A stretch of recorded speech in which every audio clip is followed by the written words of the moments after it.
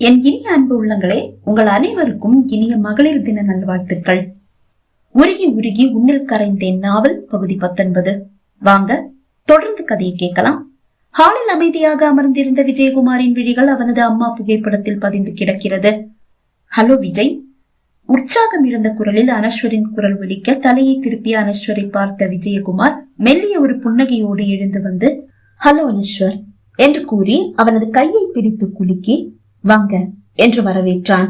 அதிர்ந்த விழிகளோடு அனஸ்வரின் அருகில் நின்று கொண்டிருந்த அகல்யாவை கண்டவன் அதிர்ச்சியோடு அனஸ்வரை பார்த்து, இவங்கதான் உங்க மனைவியா என்று கேட்டான். ஆமா, இவங்க பேரு அக்ஷரா. அக்ஷராவா? நோ, அக்ஷரா இங்க சிங்கப்பூர்ல இருக்காங்க. மிஸ்டர் சரவணனுடைய ஆபீஸ்ல வேலை பாக்குறாங்க. நேத்து கூட நான் அவங்கள பார்த்தேனே, எங்க வீட்டுக்கு வந்திருந்தாங்க. அவங்க கிட்ட நான் பேசினேனே, அவங்கதான் அக்ஷரான்னு சரவணன் சொன்னாரே, அவங்களும் மறுக்கலையே. அனஸ்வர் அடுக்கிக் கொண்டே செல்ல அகல்யாவுக்கு ஒரு விஷயம் புரிந்தது. தன்னை கண்டு அதிர்வது போல் விஜய் நடிக்கிறான். அவனுக்கு முன்பே தான் அனஸ்வரின் மனைவி என்று தெரிந்திருக்கிறது. இல்லை என்றால் விஜயால் இவ்வளவு நிதானமாக பேச முடியாது. அப்படி என்றால் தான் இப்போது வசமாக சிக்க போகிறோம்.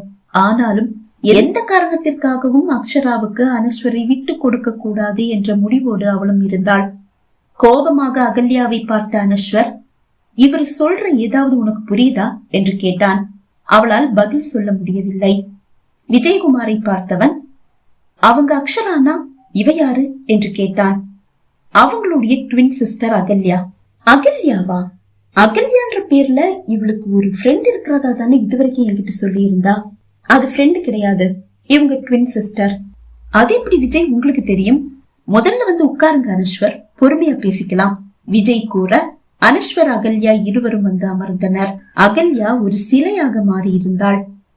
இப்ப சொல்லுங்க விஜய், அகல்யா அக்ஷரா 2 பேரையும் உங்களுக்கு எப்படி தெரியும்?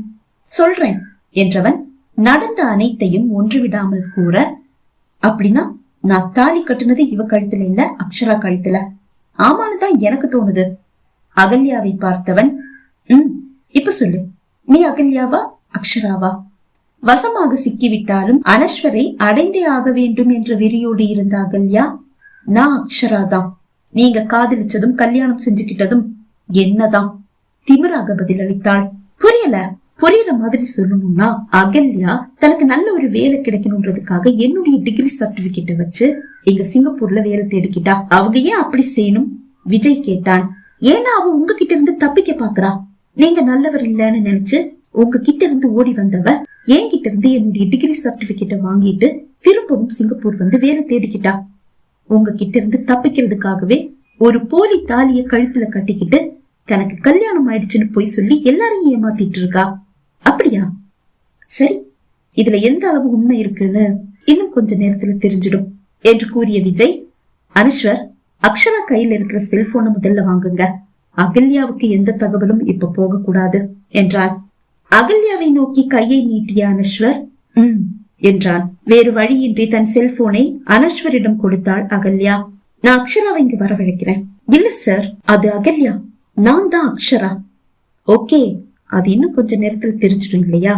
விஜய் தன் செல்போனை எடுத்து சரவணனை அழைத்தான்.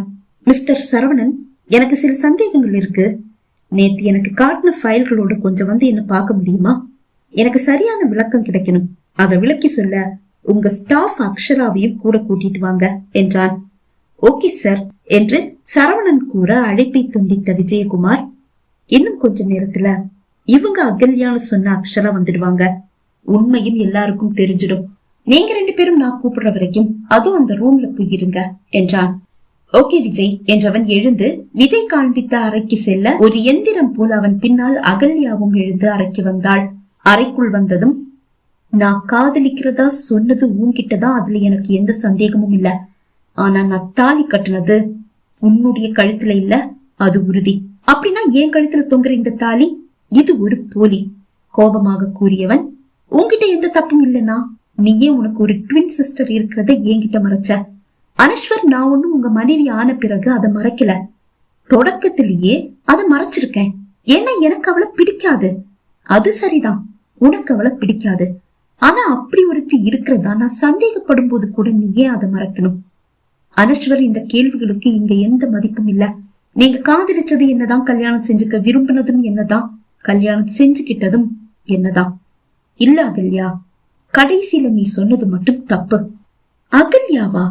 நான் அக்ஷரா அனஸ்வர். அது இன்னும் கொஞ்ச நேரத்துல தெரிஞ்சிடும் அகல்யா. சரி, நான் அக்ஷரா இல்லைன்னு இருக்கட்டுமே, நீங்க நேசிச்சது என்னதானே? இல்ல அகல்யா, நான் நேசிச்சது உன்ன கிடையாது. நான் திருவனந்தபுரத்துலதான் முதல்ல அக்ஷராவை பாக்குறேன். அந்த அக்ஷராவை தான் நான் நேசிச்சேன். அது அக்ஷரா இல்ல அனஸ்வர், அது அகல்யா. நான் தான் அக்ஷரா. ஆனா எனக்கு அவ அக்ஷரான்ற பேர்ல தான் அறிமுகமானா. அதனாலதான் அதே பேர்ல அதே முகத்தோட இருந்த உன்னால என்னுடைய வாழ்க்கையில நுழைய முடிஞ்சது. இல்லனா நீ என் வாழ்க்கையில வந்திருக்கவே முடியாது. அது விதி. நான் உங்க மனைவி ஆகணும்னு தான் விதி. அதனாலதான் நீங்க என்ன காதலிச்சிருக்கீங்க, என்ன கல்யாணம் பண்ணிருக்கீங்க. இல்ல, நான் காதலிச்சது அக்ஷராவ. ஆனா காதலிக்கிறதா சொன்னது உன்கிட்ட. ஆனாலும் ஏன் காதல் தான் ஜெயிச்சிருக்கு. ஏன்னா நான் தாலி கட்டினது உன் கழுத்துல கிடையாது, நான் நேசிச்ச அக்ஷரா கழுத்துல. இல்ல அனஸ்வர், நீங்க காதலிச்சது, கல்யாணம் பண்ணிக்கிட்டது எல்லாமே என்னதான். அப்படி பார்த்தா உங்க காதல், பாசம் எல்லாத்துக்கும் நான் தான் சொந்தக்காரி. இல்ல அகல்யா, அதுக்கெல்லாம் சொந்தக்காரி நான் தாலி கட்டின என்னுடைய மனைவி அக்ஷரா மட்டும்தான். அனஸ்வர் இவ்வளவு உறுதியாக இருந்தும் அகல்யா அவனை விடுவதாக இல்லை. தான் அக்ஷரா என்று வாதாடி அவனை தக்க வைத்துக் கொள்ள வேண்டும் என்ற முடிவோடு இருக்கிறாள். அப்படி பார்த்தா கூட அது எனக்கு தான் சொந்தம். ஏன்னா நீங்க தாலி கட்டினது என்னுடைய கழுத்துலதான். இல்ல அகல்யா, நான் தாலி கட்டினது உன்னுடைய கழுத்துலயா இருந்திருந்தா நீ இப்போ உடல் அளவுல கூட என்னுடைய மனைவியா இருந்திருப்ப. உன்னத்தோட கூட என் மனசு என்ன அனுமதிக்கல. ஏன்னா என்னுடைய மனசுக்கு தெரியும் நீ அக்ஷரா இல்லன்னு. அதனாலதான் இன்னைக்கு வரைக்கும் நான் உன்னை தள்ளியே வச்சிருக்கேன். அனஸ்வரும் அவளுக்கு விட்டு கொடுக்க தயாராக இல்லை. இருவரும் வாக்குவாதத்தில் ஏற்பட்டிருக்க சரவணன் அக்ஷராவோடு வந்து சேர்ந்து விட்டான்.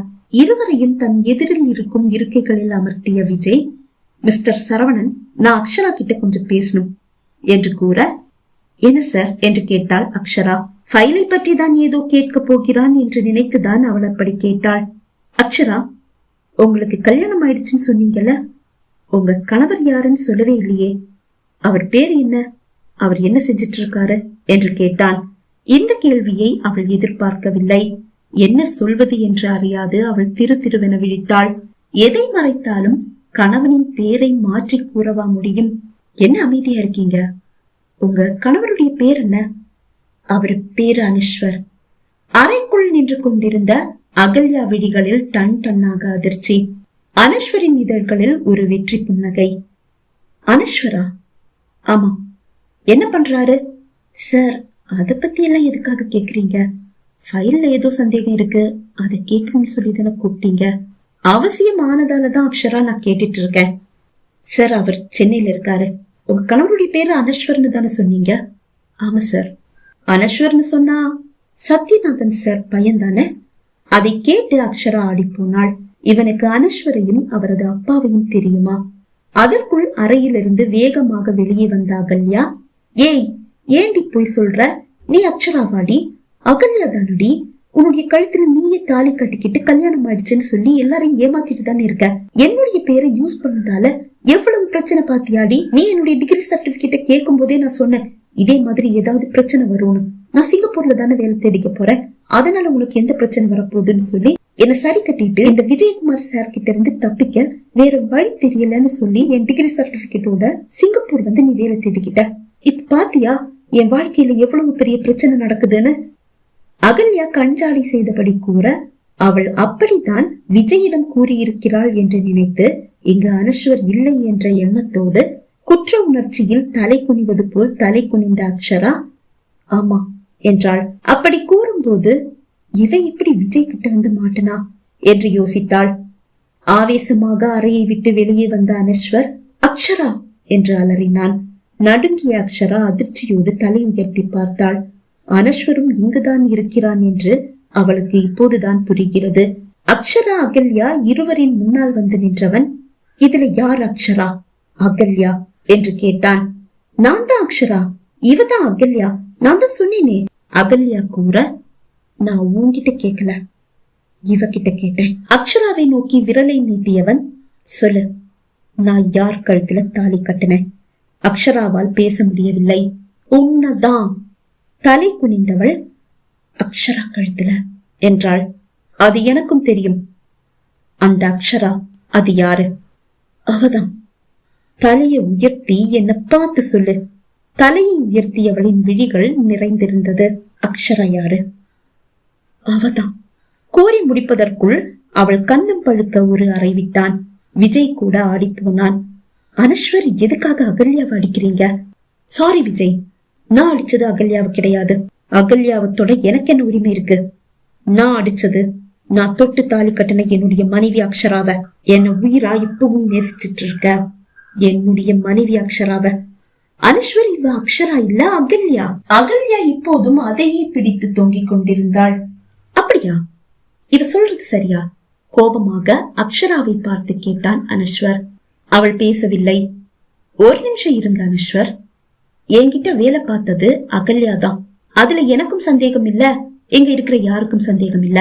ஆமா விஜய் சார், உங்ககிட்ட வேலை பார்த்தது அகல்யாதான். அதுல யாருக்கு எந்த சந்தேகமும் இல்ல.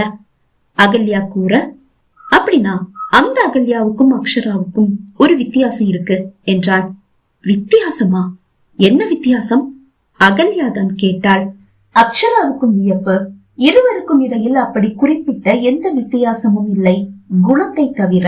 அகல்யாவோட வலது காதுக்கு கீழே ஒரு பெரிய மச்சம் இருக்கு. அதை எல்லாராலையும் பார்க்க முடியும். மச்சமா? ஏன் கழுத்துல அப்படி எந்த மச்சமும் இல்லையே. உளறிய அகல்யா சட்டென்று நாவை கடித்துக் கொள்ள, அனஸ்வர், நீங்க அடிச்சது, நீங்க தாலி கட்டின உங்க மனைவி அக்ஷராவையே தான். இவங்கதான் அகல்யா. உங்களுக்கு கல்யாணம் நடக்கும் போது அகல்யா இங்க சிங்கப்பூர்ல தான் இருந்தாங்க, ஏன் ஆபீஸ்ல தான் இருந்தாங்க. அதுல எந்த சந்தேகமும் இல்ல. இத்தனை நாள் அகல்யா ரொம்ப நல்ல பொண்ணு, நான் வச்ச டெஸ்ட்ல என்ன தப்பா நினைச்சு என்ன விட்டுட்டு ஓடி போயிட்டாங்க அப்படிதான் நினைச்சிட்டு இருந்தேன். ஆனா இப்பதான் எனக்கு ஒரு உண்மை புரியுது. என்ன விட உங்ககிட்ட பணம் அதிகமா இருக்குன்னு தெரிஞ்சுக்கிட்டதால மட்டும்தான் அகல்யா உங்களை தேடி வந்திருக்காங்க. இல்லனா இவங்க உங்களை விட்டுட்டு எங்க சிங்கப்பூர்ல என்கிட்ட வேலை பார்க்க வர வேண்டிய அவசியமே இல்ல. அக்ஷராவுக்கு தான் நான் முதல்ல இந்த வேலையை ஆஃபர் பண்ணேன். ஆனா அவங்க என் குடும்பம் தான் பெருசு, நான் வேற எங்கேயும் வேலை பார்க்க விரும்பல, இங்க நான் நிம்மதியா இருக்கேன்னு சொல்லி அந்த வேலைய ரிஜெக்ட் பண்ணிட்டாங்க. இவங்களுடைய திறமையையும் முகத்தையும் பார்த்து விரும்பி இவங்களை நான் என்னுடைய வாழ்க்கை துணையா ஏத்துக்கிறதுக்காக தான் இந்த வேலையே அவங்களுக்கு கொடுத்தேன். ஆனா அவங்க வேண்டான்னு சொல்லிட்டாங்க. அதுக்கப்புறமா நான் அகல்யாவுக்கு வேலை கொடுத்தேன்னா அது இவங்களுக்காக, இவங்க முகத்துக்காக. இவங்கள மாதிரியே அகல்யா இருந்ததுனால குணமும் அப்படி இருக்கும்னு நம்பி வேலை கொடுத்தேன். ஆனாலும் சட்டுன்னு கல்யாணம் பண்ணிக்க முடியாது இல்லையா? ஒரு சின்ன டெஸ்ட் வச்சேன், அதுல பாஸ் பண்ணிட்டாங்க. ஆனா வாழ்க்கையில தோத்துட்டாங்க. இப்படி அபாண்டமா என் மேல பழி போடாதீங்க சார். நீங்க நல்லவர் இல்லைன்னு தெரிஞ்சதாலதான் நான் உங்களை விட்டு போனேன். அது உங்களுக்கும் தெரியும். அப்படின்னா நான் நல்லவன் இல்லையா? அதனாலதான் என்ன விட்டு ஓடி வந்தியா? சரி, அதை விடு. இவர் நல்லவர்னு தெரிஞ்சிருந்தா இவரையே கல்யாணம் செஞ்சுக்கிட்டு சிங்கப்பூர்லயே செட்டில் ஆகி இருப்பல்ல. அகல்யா வாயடைத்து போனாள். ஆமா அனஸ்வர், நீங்க இப்ப சரியான பாயிண்ட பிடிச்சிருக்கீங்க. உங்களை காதலிச்ச அகல்யா உங்களை விட பணக்காரனான்னு என்ன பார்த்ததும் ஏன் மேல சாஞ்சிட்டாங்க. அதுக்கப்புறமா என்னை விட நீங்க தான் பணக்காரர்னு தெரிஞ்சதும் உங்க மேல சாஞ்சு நிக்கிறாங்க. இதுக்கெல்லாம் உங்ககிட்ட என்ன ஆதாரம் இருக்கு விஜய் சார்? இருக்கா அகல்யா? ஆதாரம் இருக்கு. இன்னும் கொஞ்ச நேரத்துல அந்த ஆதாரத்தை நீங்களே உங்க கண்ணால பார்க்கலாம் என்று கூறியவன் ஏதோ நம்பரை தட்டி யாரையோ அழைத்தான். பகுதி 19 நிறைவடைந்தது. பகுதி 20 உங்களை சந்திக்கும் வரை விடைபெறுகிறேன். நன்றி, வணக்கம்.